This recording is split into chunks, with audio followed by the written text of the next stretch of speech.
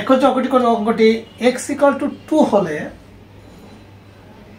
x³ plus x² plus x plus 1 এর মান কত বা ইকুয়াল টু কত। অঙ্কটি প্রাথমিক বিদ্যালয় প্রধান শিক্ষক নিয়োগ 1993 সালে এসেছে। অঙ্কটি আসলে যদি একবারে বেসিক থেকে চিন্তা করি খুবই সহজ। চলুন আমরা অঙ্কটি করে ফেলি। x³ plus x² plus x plus 1, তাহলে আমরা x এর মান কত 2, তার উপরে হলো কিউব প্লাস x এর মান 2 তার উপরে স্কয়ার প্লাস x এর মান 2 প্লাস হলো 1।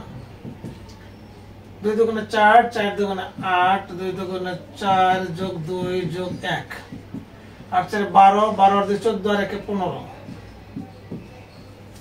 একেবারে সহজ, এটি आंसर।